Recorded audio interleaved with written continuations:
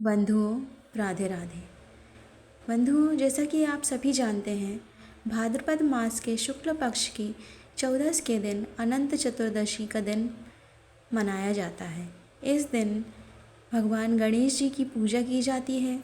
विष्णु जी की लक्ष्मी माता के साथ में शेषनाग के साथ उनकी पूजा की जाती है और एक अनंत का डोरा जिसकी पूजा करके हम अपने हाथों में बांधते हैं, तो उसकी भी पूजा की जाती है। तो इन सब की सरल विधि आज मैं आपको बताने जा रही हूँ।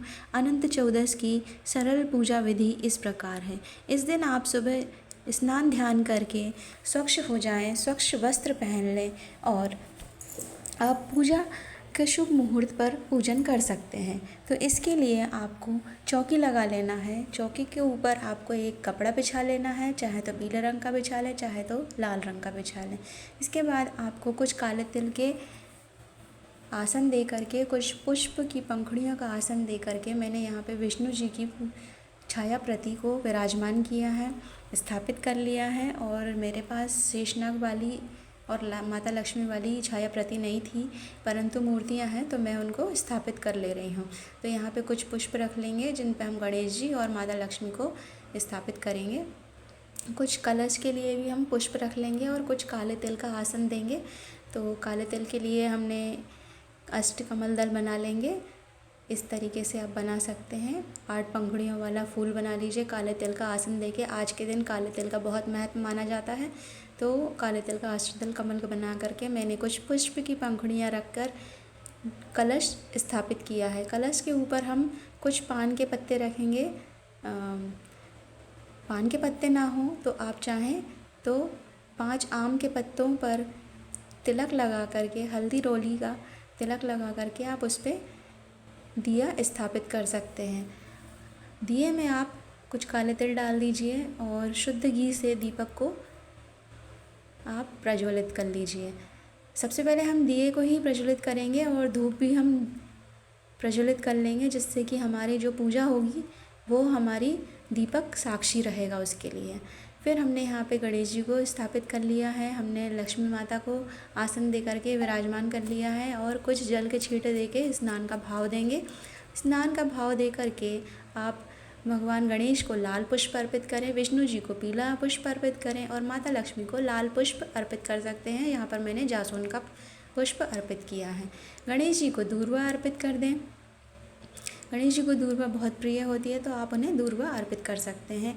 हमने यहाँ पे अनंत का डोरा लिया है, इसमें 14 गांठें लगी रहती हैं, तो आप वो डोरा ले लीजिए। आप ये आपके घर में जितने भी सदस्य हैं उनके लिए उतने ही गिनती के डोरे ले सकते हैं। और उसके बाद हम सभी को टीका लगा देंगे। सबको हल्दी रोली का टीका लगाएंगे। तो विष्णु जी को हल्दी का टीका लगेगा, गणेश जी को चंदन का टीका लगेगा, हल्दी का टीका लगेगा और माता रानी को, माता लक्ष्मी को, अनंत को और दीपक को, सबको रोली से और हल्दी से टीका लगा दिया जाएगा।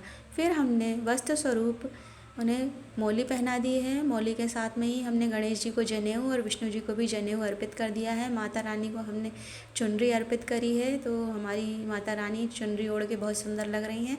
और कुछ श्रृंगार का सामग्री भी है, जिसमें चूड़ी, रोली, बिंदी, जो भी आपको लगे आप वो अर्पित कर सकते हैं। माता रानी को हमने शमी पत्र अर्पित किया है, विष्णु जी को तुलसी दल अर्पित करेंगे। और इस प्रकार हम सब कुछ अर्पित करने के बाद में भगवान को भोग लगाएंगे। तो गणेश जी को हम अलग से भोग लगाएंगे, विष्णु जी को हम तुलसी दल के साथ में भोग लगाएंगे, तो हम और लक्ष्मी जी को भोग लगाएंगे। तो यहाँ पर हमने विष्णु जी को तुलसी दल का भोग लगाया था और साथ में ही भोग के ऊपर हमने विष्णु जी के लिए तुलसी दल रख दिया है। इस तरीके से आप अपनी पूजा पूर्ण कर सकते हैं। और फिर आप जल का 1 लोटा भी आप भगवान को अर्पित करें, तो सभी को अलग अलग जल अर्पित कर सकते हैं और विष्णु जी को तुलसी दल वाला जल दिया जा सकता है। इसके बाद में आप कुछ दक्षिणा स्वरूप आप रख दीजिए, जिससे कि आपने पूजा में जो भी गलती की हो तो वो दक्षिणा उस पूजा को पूर्ण कर देती है। हमारी जो भी गलती होती है उसको पूर्ण कर देती है। इस प्रकार से आप हाथ जोड़ लीजिए और हाथ में कुछ अक्षत और फूल लेकर के अनंत चौदस की कथा सुन लीजिए और आरती कर लीजिए। आरती में आप चाहें तो पहले गणेश जी की आरती कर लीजिए, ओम जय गणपति बप्पा, चाहे तो विष्णु जी की आरती कर लीजिए और लक्ष्मी माता की आरती कर लीजिए। इसके बाद में आप आरती के चारों ओर